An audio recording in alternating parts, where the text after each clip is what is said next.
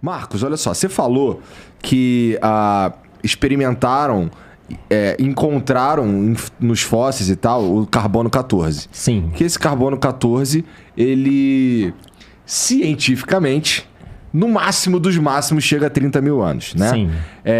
Esse carbono, só para eu fazer uma pergunta mais sólida, esse carbono 14 é encontrado em qualquer fóssil? Se eu pegar essa trilobita aqui, eu acho? Sim. Eu acho. Olha, que acontece... E aí chega na seguinte pergunta, que é, se isso é algo que é facilmente observável e as pessoas, e cientificamente a gente sabe que o carbono 14 chega no máximo a 30 mil anos, por que a ideia do design inteligente não é a ideia mainstream? Por que ela é, não sei, esmagada? Ótima pergunta aí, Igor. Eu vou colocar a minha posição. Veja bem, a ciência nasceu com a percepção de que havia Deus. Deus é o autor e consumador da ciência. A ciência nasceu com o entendimento que o homem teve, que ele foi feito à imagem e semelhança de Deus. Portanto, ele tinha a mente de Deus e entenderia o universo. Os grandes pais da ciência são todos homens que criam em Deus, poucas mulheres no início. Newton, Pascal, Faraday, Thomson, o pai da espectrometria de massas, a minha área, Schrödinger, Planck, os pais da física, da mecânica quântica, aquela ciência que quanto mais você estuda, menos você entende, né? Todos eles criam em Deus. Olha, os 90% dos ganhadores de prêmios Nobel, homens que criam, que creem, que continuarão crendo em Deus, porque as estatísticas não estão mudando, Igor. 67% de cristãos, 22% de judeus, só 10% de ateus. Porque eu brinco, né? O pessoal diz que cientista bom é cientista ateu, mas parece que as estatísticas mostram diferentes, não é? Parece que crer em Deus te leva até uma chance maior de você ganhar o prêmio Nobel. A ciência nasceu com essa percepção, mas em 1859, Darwin escreveu um livro, A Origem das Espécies. Que o pessoal fala, olha, tá recheado de evidências científicas. Não tem sequer uma evidência científica da evolução. Não sei se você já leu o livro A Origem das Espécies. Eu li, eu quero convidar todo mundo a ler. Você vai chegar no fim e vai perceber que Darwin tinha duas propostas, sugestões. Eu falo com meus alunos que você nunca em ciência deve falar eu acho, né? Se você acha, volta para casa, quando você tiver certeza, você fale.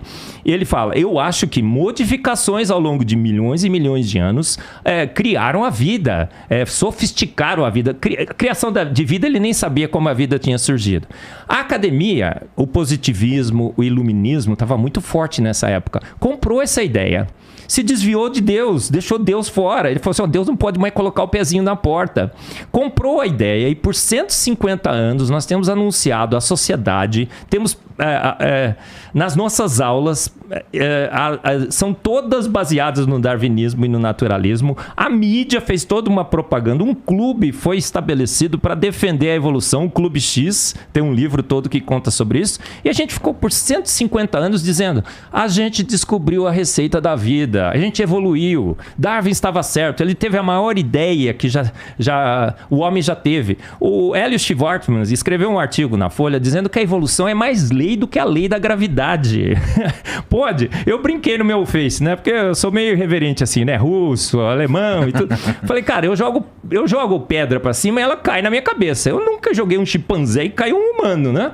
Mais lei do que a lei da gravidade? A gente ficou anunciando por 150 anos. Isso é um espantalho. Ninguém fala que o humano veio do chimpanzé. Eu sei, a gente veio de um ancestral símio comum, tá? Aí que estamos em árvores diferentes da vida. Eu falo sobre isso no meu livro. E aí o que acontece? Agora, a gente descobriu que a vida é jovem na Terra. A Terra é jovem. Aí a gente descobriu que Darwin estava nu, completamente nu. Olha, sequer a gente conseguiu uma evidência durante esses 150 anos. A Revolução nasceu sem evidências científicas, continua sem evidências científicas e está morrendo sem elas. Como é que eu vou chegar agora, encarar toda uma sociedade, depois de toda essa propaganda que eu fiz e dizendo, gente, errei. Eu estava errado. E agora esses hereges do design inteligente, esse design inteligente que inclusive aponta novamente a ciência para Deus, que pode trazer a ciência de volta para Deus, está certo. Então você percebeu o grande problema hoje? Richard Dawkins, ele disse o seguinte, perguntaram para ele, Dawkins, Que evidência você teria que te convenceria de que Darwin estava errado, que Deus criou todas as coisas?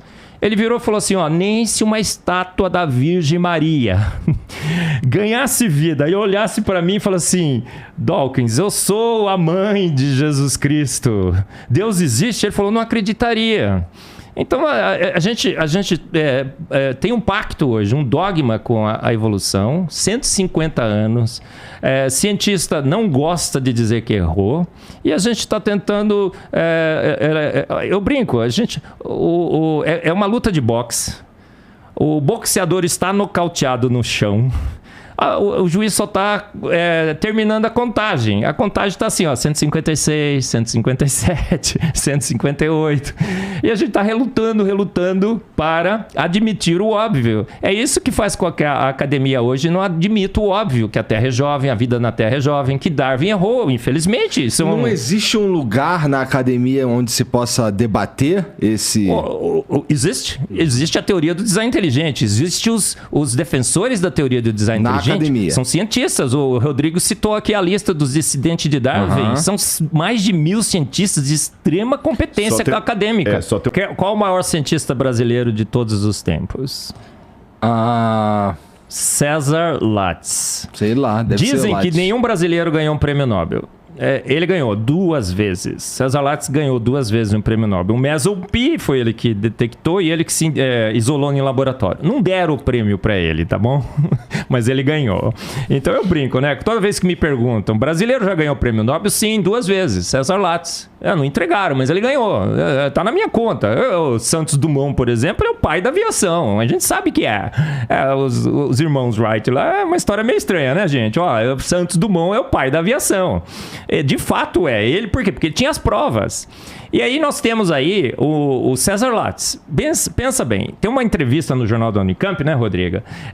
A gente tá falando com o Carlos antes de chegar aqui, que pergunta para o César Lattes. César Lattes, o maior cientista brasileiro. Olha, temos lá na Unicamp a biblioteca César Lattes. O nosso currículo é Lattes. Perguntaram para o César Lattes. César Lattes, você acredita que o Big Bang formou o universo? Pegou nada, para nada e por nada e bum, formou uma nuvem gasosa em expansão que por milhões e milhões de anos foi se estruturando em estrelas. Estrelas explodiram, formaram o pó cósmico que formou a Terra e tudo mais.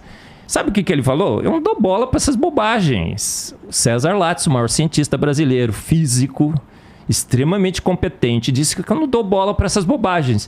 Perguntaram, mas o que você acredita então? Ele falou, olha, eu creio naquele livro preto ali em cima. Sabe qual era o livro preto? A Bíblia. César Lattes, um cientista brasileiro, o maior cientista de todos os tempos, acreditava no relato bíblico. Aí cientista bom e cientista ateu, cientista que tem a percepção de que há um Deus, que usa inclusive os princípios bíblicos para fazer a sua ciência, faz péssima ciência, pelo contrário, parece que faz até melhor. Olha, se a gente tivesse usado a Bíblia e visto a teoria de Charles Darwin, tá errado? Salmos 33:9 diz, porque ele ordenou e de pronto tudo foi criado. Não tendes lido que desde o princípio os fiz macho e fêmea, homem e mulher? Pela fé entendemos que pela palavra de Deus todas as coisas foram formadas. Ele disse, haja vida e houve vida, haja planeta e houve planeta. Se a gente tivesse usado a Bíblia, inclusive, como nosso guia, a gente não teria enveredado por teorias equivocadas e ficado 150 anos gastando nossos recursos e nosso tempo investigando possibilidades de evolução na Terra, como a evolução química.